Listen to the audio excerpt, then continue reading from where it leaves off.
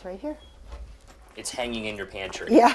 Christine Opera has this clear plastic bag ready to go inside her Lancaster home in case of an emergency. What is this? I don't know. Should we open it and look? Because I haven't yet. She laughs now, showing me what's in the bag. So I guess there is a little plunger thing here. Along with some masks, a tool to literally suck something out of your throat if you're choking. It was something she bought after, no laughing matter, choking on a piece of steak at a wedding. It was a good idea to make this buy, Opera thought, even though a nearby nurse gave her the Heimlich at the time. What's the benefit of having these vacuums? I think I just feel better knowing that there is something in the house.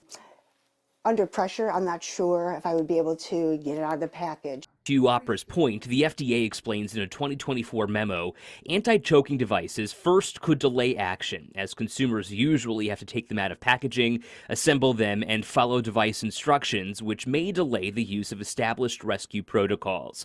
The Food and Drug Administration does not endorse and has not cleared these products. I did not know that wasn't approved, FDA approved. Well, what do you make of that statement? I mean, it's pretty scary. Beyond that, the State Office of Children and Family Services issued a letter earlier this year explaining established rescue protocols do not include anti-choking devices, including a device called LifeVac, which People Inc. is now using thanks to a $25,000 grant from New York State. Ann McCaffrey is the president and CEO. Knowing the propensity of choking for people that we serve, we thought it would be an additional asset for us to implement. Is this the best way to spend that money?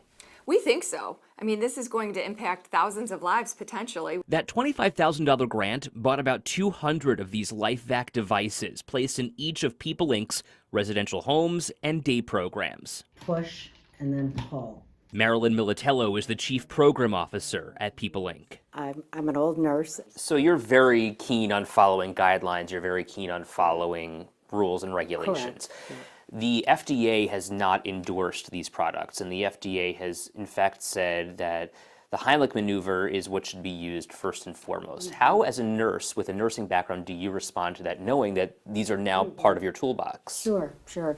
And we had a lot of discussion around that, understanding that this has not gone through the FDA approval at this time. Whether it is endorsed by those organizations, I don't know if that really matters. That's Assemblymember Karen McMahon, who sponsored the grant. She represents Williamsville. $25,000 for a device that is not endorsed by the FDA, for instance. Is this the best use of taxpayer dollars?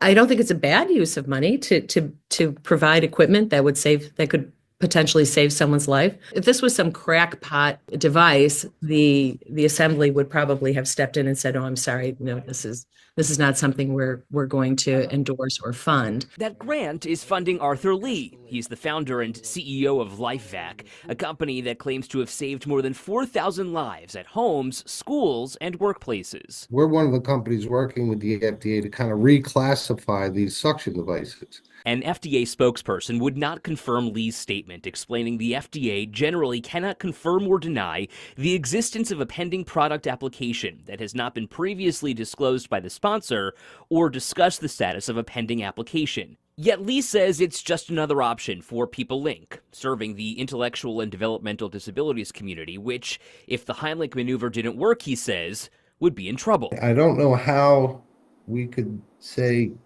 providing an option for people that may have no option, particularly those with challenges, is a bad idea. I don't know how we would argue that we should just let them die.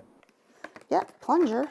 Back in Christine Opera's kitchen, do you have faith in these devices? No, I don't. Knowing that they're not approved, I probably wouldn't use it now. The American Red Cross does not endorse LifeVac nor any other anti-choking devices. In a statement, the Red Cross says it recognizes the need for further high-quality, independent, randomized studies of such devices, as well as FDA approval. It does point out, however, based on the findings from a review by the American Red Cross Scientific Advisory Council, if back blows and abdominal thrusts aren't working or aren't feasible, anti-choking devices are an option to consider. For the 7 News I team, I'm Ed Dranch.